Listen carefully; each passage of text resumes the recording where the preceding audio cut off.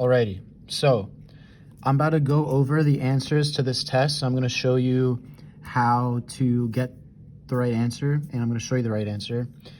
If you want points back on your test, all you have to do is show me the work for the questions you got wrong. So for example, if you got everything right and then you got this wrong, number 14, then skip ahead and find the part where I go over 14. You don't need to waste your time and look over the things that you got right. So again, on a separate sheet of paper, I want you to show me the right work for the questions that you got wrong and get to the right answer. And I'm going to show you how. So number 1, 5/8 is greater than 5/10. And if you could just do the butterfly method if you're not sure. So 8 times 5 is 40, and 10 times 5 is 50. So the 5/8 is this 5/8 is the side that has the 50. So 50 is greater than 40. So you circle the greater than sign. Next, 3/4, 5/9. So 3/4 is greater than 5/9. You could do the butterfly method, and you would get 4 times 5 is 20. 9 times 3 is 27. But you didn't even have to do the butterfly method, because if you look at 3/4, well, 4/4 is 1, right? So 3/4 means that we're really close to 1. We're really close to 1. We just need one more fourth so that this becomes 1. But 5/9 is not so close to 1. We need 4 more ninths. So this is closer to 1, and this is farther. So we know this is greater. So 3. So 3, the easiest way to figure it out here is to just do the butterfly. 7 times 5 is 35. 8 times 4 is 32. And 35 is on the right side, so that means that this side's greater. So that means 4/7 is less than 5/8, because 5/8 is greater. Alrighty. This one. A mouse runs 3/10 of a foot from an exercise wheel to the water bottle. So let me just draw that so it makes more sense. Let's say we got an exercise wheel here. It's the best I could do. That's a wheel. That's supposed to be an exercise wheel, but it's not so good. Exercise wheel. Okay. So this is the wheel. And then from the wheel to the water bottle. Let's try and draw a water bottle.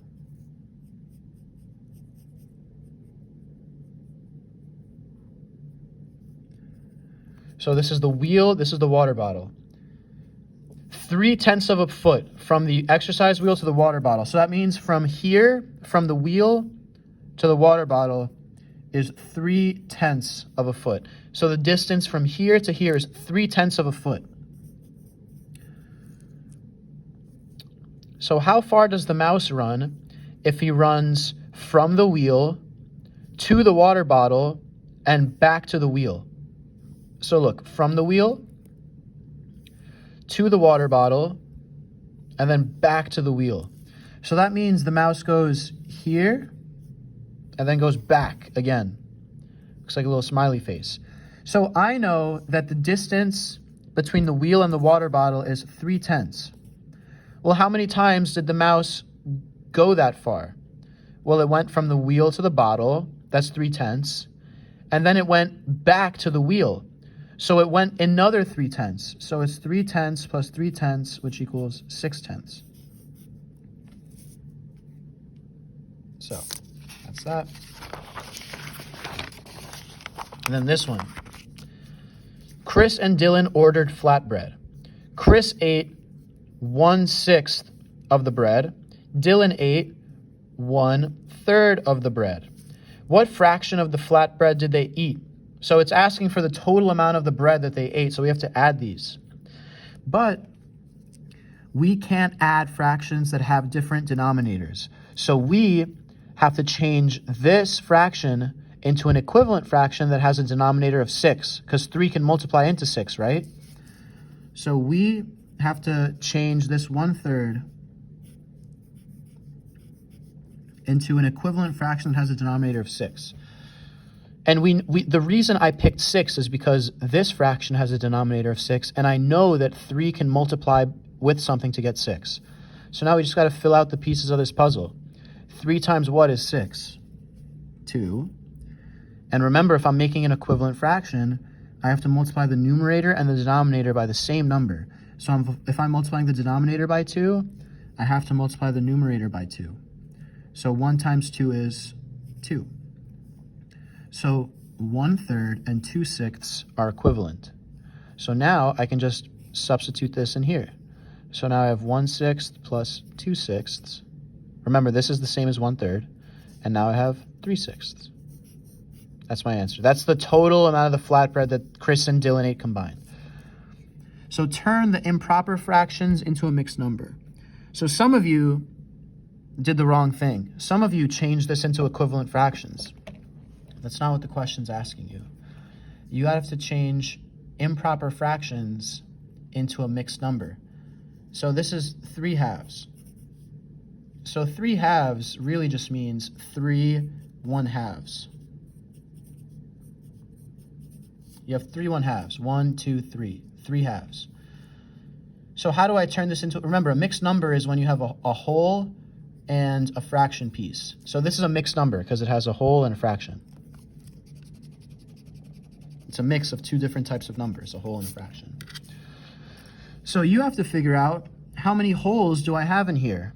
Well, remember, for a fraction to be equal to a whole, the numerator and the denominator have to be the same. So if my denominator is 2, then my numerator has to be 2 for this to equal 1. Well, do I have 2/2? Yes, I do. So these become a whole, because if I add these, then I get 2/2, which is equal to 1. And then I have 1/2 left over. So my mixed number is 1 and 1/2. And then same idea here. 5/3 means that I have 5 1/3. I have 5 1/3. 1, 2, 3, 4, 5. Well, now that my denominator is 3, if I have a denominator of 3, what does my numerator have to be so that the fraction equals 1 whole? Well, if the numerator and denominator have to be the same for it to equal 1, then if my denominator is 3, then my numerator has to be 3. So that means I need 3/3 to have 1 whole.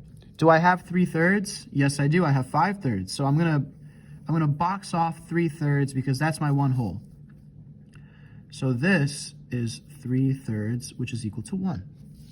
So I have 1, and then I have 2/3 left over. So my mixed number is 1 and 2/3. And then 10/3, what does that mean? I have 10 1/3. 2, 3, 4, 5, 6, 7, 8, 9, and 10.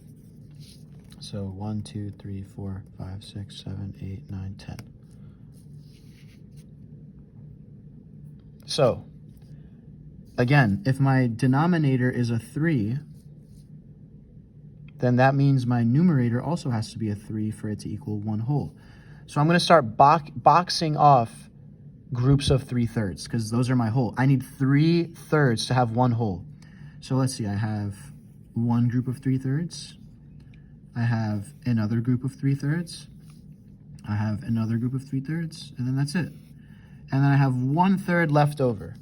So these are wholes because they're 3/3. So I have 1 whole, 2, 3 wholes, and then 1/3 left over. So I have 3 wholes and 1/3. Great. Now I have to turn the mixed number into an improper fraction. So you got to remember, how do I represent my, basically what you have to do is you have to change your wholes into fractions. Well, how do you do that? Well, we just saw that for a fraction to equal 1 whole, the numerator and the denominator have to be the same.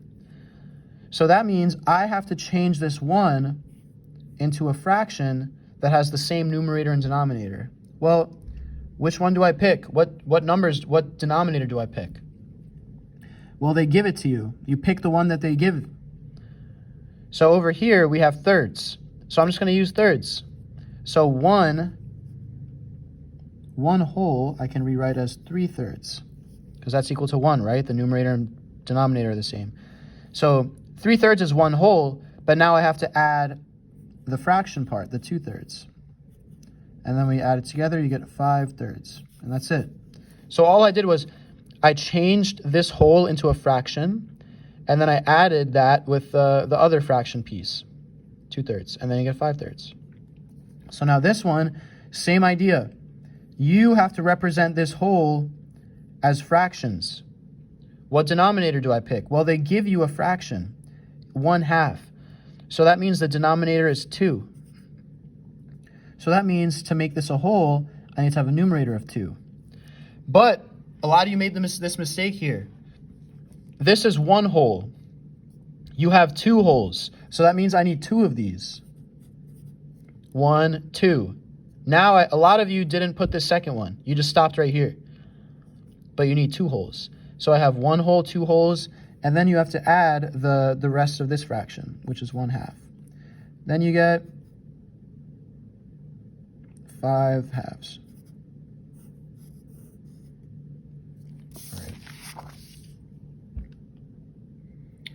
Alrighty, 12. Taylor is making tres leches cake. To make it, she mixed 2 3/8 cups of wheat flour with 1 3/8 all-purpose flour. How many cups of flour did Taylor use in total? So that means we have to add them. So if you're adding these, you just add the wholes first. So you do 2 plus 1. 2 plus 1 is 3. And then you add the numerators. 3 plus 3 is 6. And the denominator stays the same. So it's 3 6/8. Now the recipe needs 7 7/8 cups of flour. How many more cups of flour does Taylor need to finish the recipe? So we know that Taylor already used 3 6/8. But she needs this much. So we have to find the difference. So we have to subtract. So again, you do the wholes first. 7 minus 3 is 4. And then you do the numerators. 7 minus 6 is 1. And the denominator stays the same. 4 1/8. Great. So now write 2 fractions that are equivalent to 2/3. Remember, to get equivalent fractions, you have to multiply the numerator and the denominator by any number, but it has to be the same number for the top and bottom. So I'm going to pick 3. So 2 times 3 is 6. 3 times 3 is 9. So that's one equivalent fraction. 2/4. Next, I'm going to pick 6. 2 times 6 is 12. 4 times, or sorry, whoa, made a mistake. This should be 2/3. 3 times 6 is 18. So to find equivalent fractions, you just have to multiply the top and bottom by the same number. But you can pick this number. You could have picked 2 or 4 or 5, 8, 9, 10, whatever. And last, the bottom, adding fractions. So if the denominators are the same, you just add the numerators. So 1 plus 1 is 2, and the denominator stays the same, so it's 4. Next one, 1/8 plus 5/8. 1 plus 5 is 6, and the 1/8 stays the same. Next one, subtraction. Some of you added these. You got to pay attention. This is subtraction. So 3/4 minus 1/4. You subtract the numerators. 3 minus 1 is 2, and then the 4 stays the same. This one, also, a lot of you added, not subtracted. You got to make sure you pay attention. So you got 5/6 minus 1/6. 5 minus 1 is 4, and then the 6 stays the same. So again, if you want some points back, you have to show me the work for the ones you got wrong on a separate sheet of paper.